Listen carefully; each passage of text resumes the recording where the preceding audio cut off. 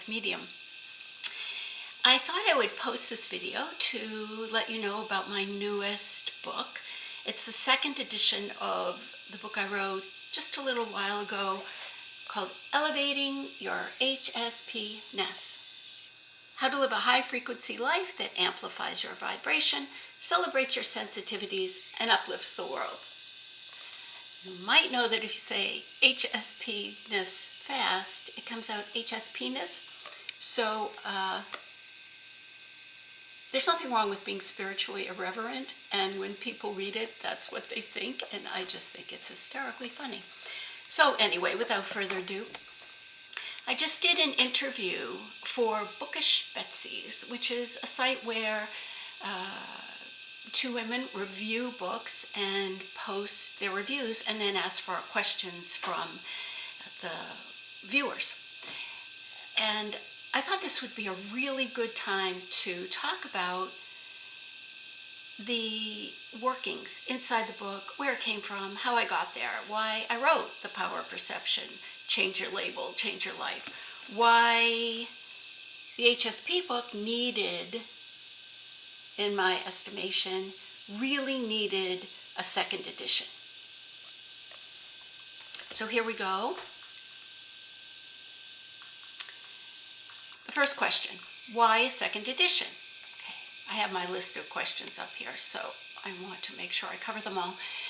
Here's the thing, while Elevating Your HSP-ness and The Power of Perception both speak to the power and empowerment we have relative to our abilities, I'd written the first book to speak directly to people who have affixed themselves with that label.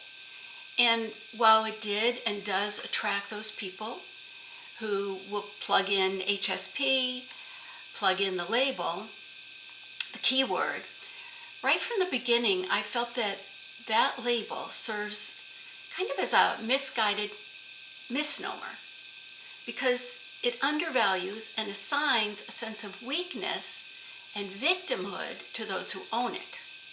So renaming high sensitivity as hyperceptivity, H-Y-P-E-R, ceptivity, so it's not only high, but it's hyper, removes the stigma of weakness and invites us to understand the true nature of our impactful gift. What core message do you want most readers to carry with them after finishing the book? Well, as the most empathic, insightful, compassionate individuals, seeing ourselves differently invites us to not only remove things like feelings of overwhelm and anxiety and depression, but to view ourselves as the ones who we're here to and we're capable of really uplifting the world. But we have to be able to cope and express who we are authentically in order to do that, to get there. How do you personally define perception in the context of healing and personal growth? Okay, high perceptive people take in and process information with a much higher rate and I guess I'd say attention to energetic messages that are sent by people, places, and things.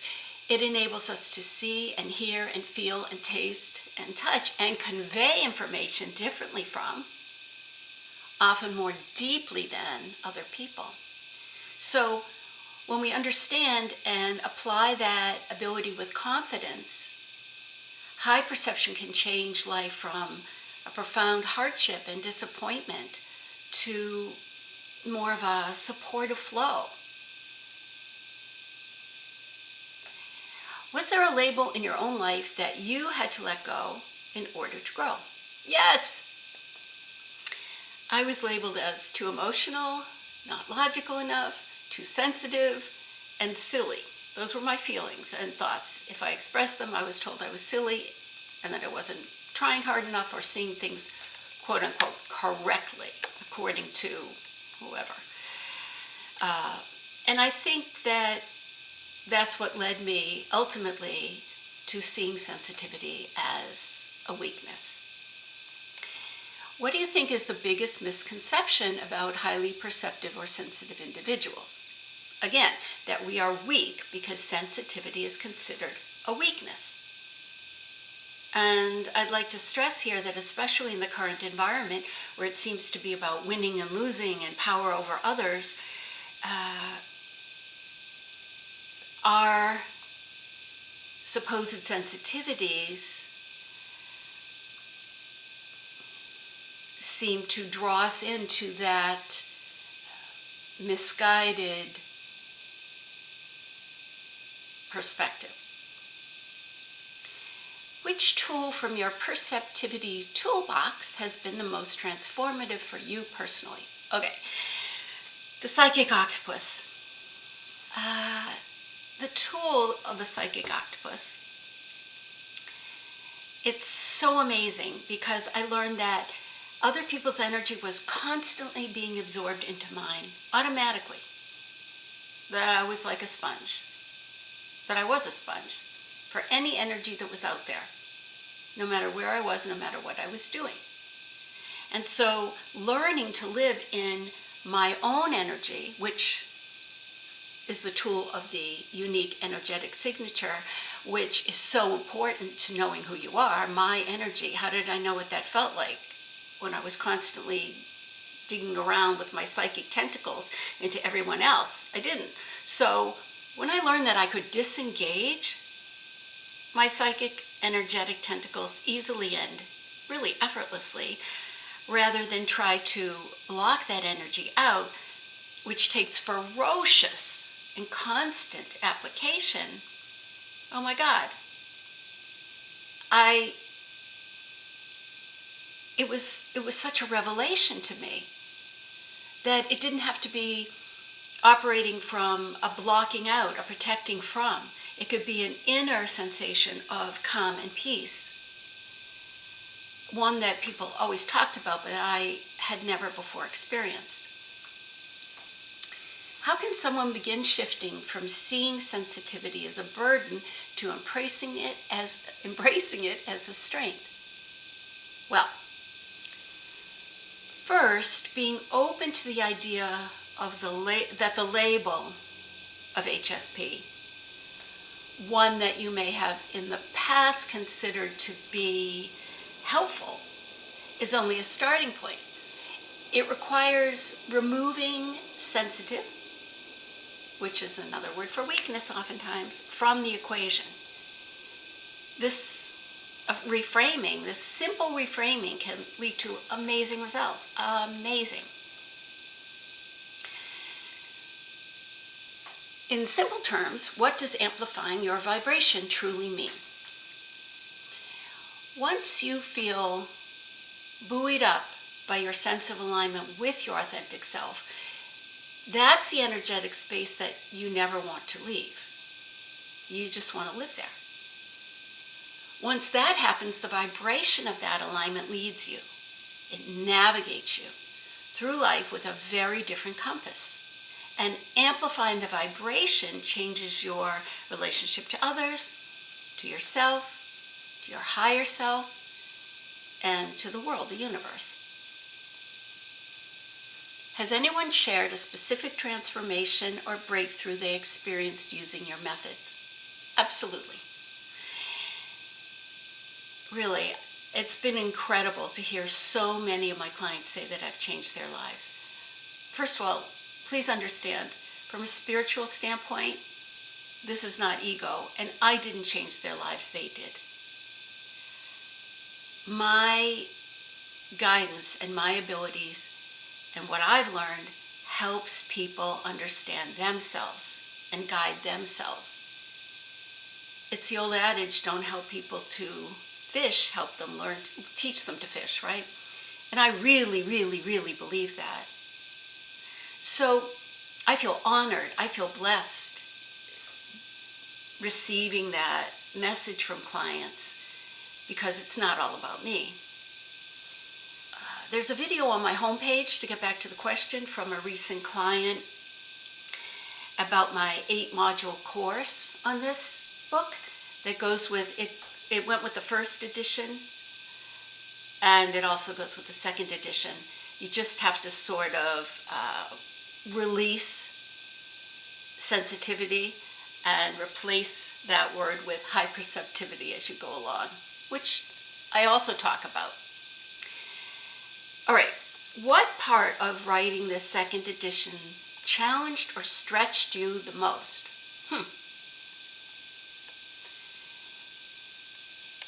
Actually, there was no challenge. Only the stretching of my intuitive muscle, and because it's all about feeling inspired and feeling in alignment, which leads to information flow.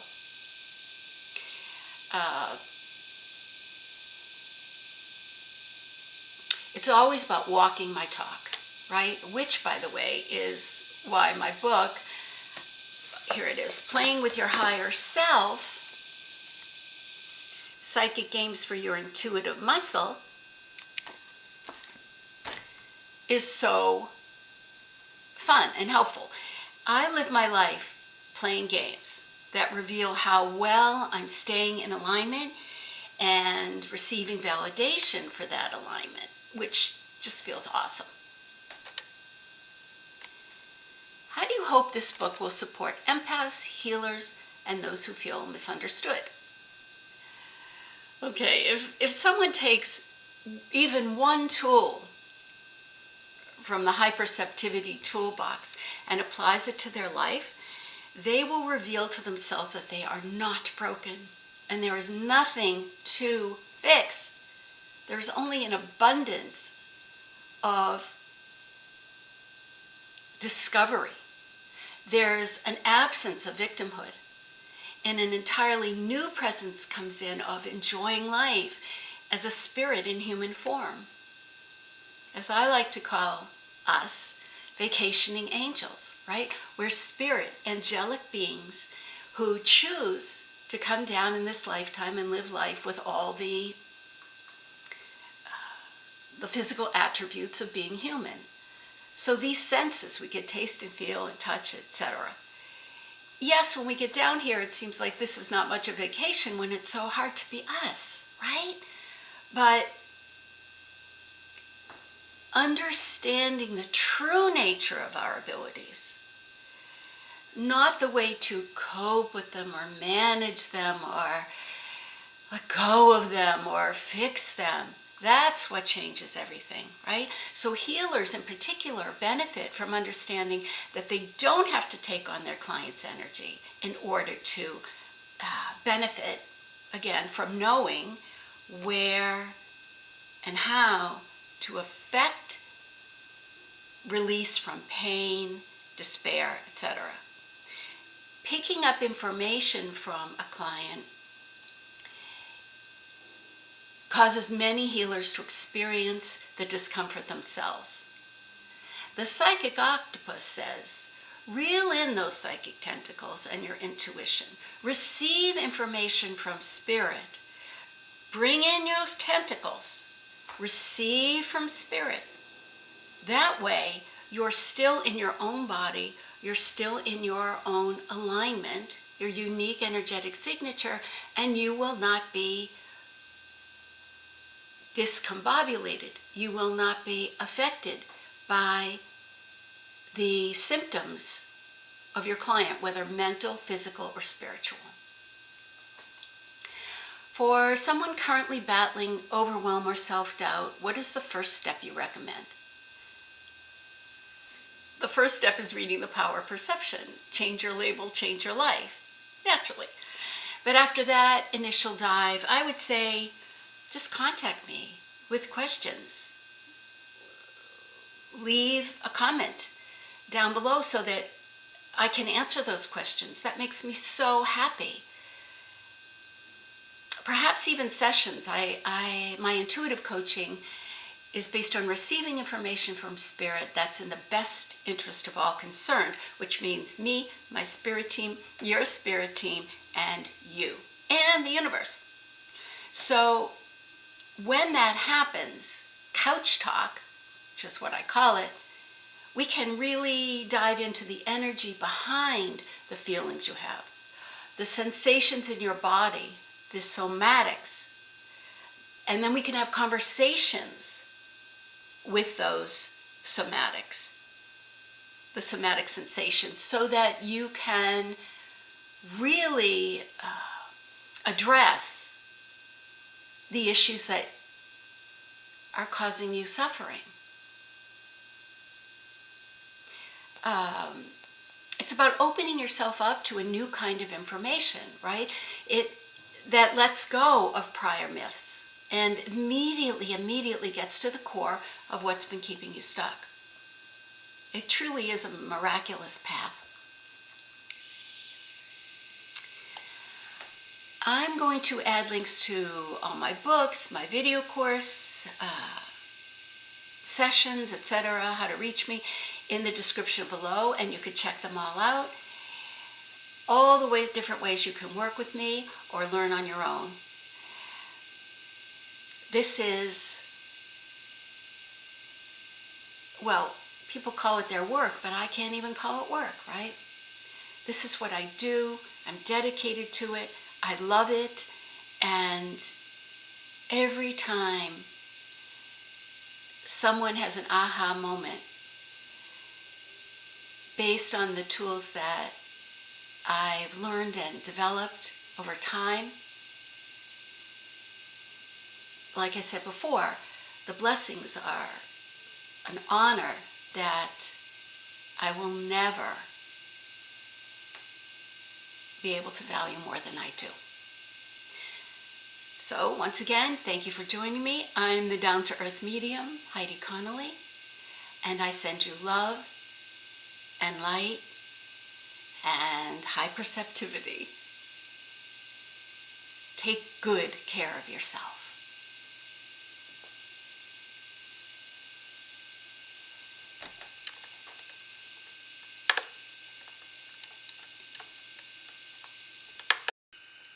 Oops, I forgot to add this. I wanted to show you all the books. Playing with Your Higher Self, Psychic Games for Your Intuitive Muscle, and the book, the novel I wrote, The Gateway Cafe, which is super fun.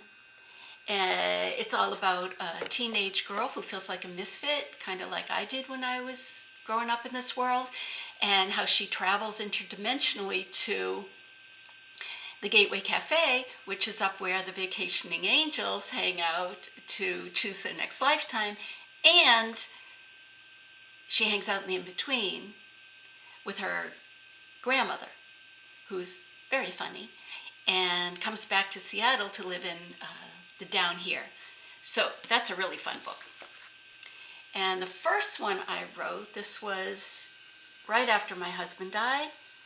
Well, a year and a half after his passing, when he woke me up in the middle of the night and started to say, and started to pretty much yell at me and say, "Get out your pen, we're going to write a book."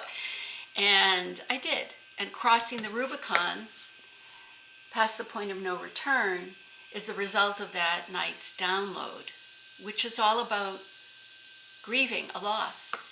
And what he taught me was that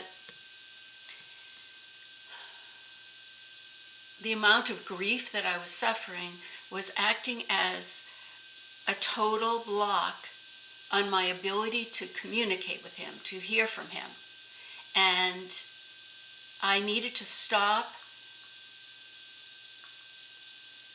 the bereavement for him in a physical realm so I could develop a relationship with him in the spiritual realm, which after that night became reality. So now say goodbye again. Bye! Oops, I forgot to add this. I wanted to show you all the books. Playing with Your Higher Self, Psychic Games for Your Intuitive Muscle, and the book, the novel I wrote, The Gateway Cafe, which is super fun. It's all about a teenage girl who feels like a misfit, kind of like I did when I was growing up in this world, and how she travels interdimensionally to the Gateway Cafe, which is up where the vacationing angels hang out to choose their next lifetime, and she hangs out in the in-between with her grandmother, who's very funny, and comes back to Seattle to live in the down here. So that's a really fun book. And the first one I wrote, this was right after my husband died. Well, a year and a half after his passing, when he woke me up in the middle of the night and started to say, and started to pretty much yell at me and say, "Get out your pen, we're going to write a book."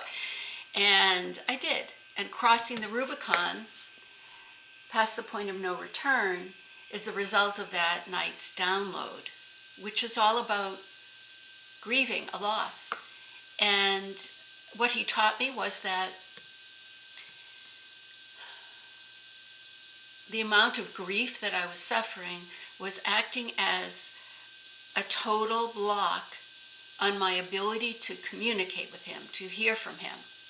And I needed to stop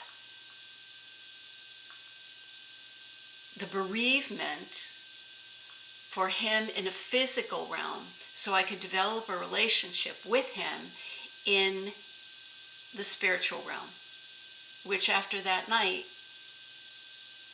became reality. So now say goodbye again. Bye. And remember, if you appreciate this video and feel inspired, I hope you'll like and subscribe this channel. It's important that we get the message out there, spread the love, and understand how incredibly important we are to humanity. Thanks again.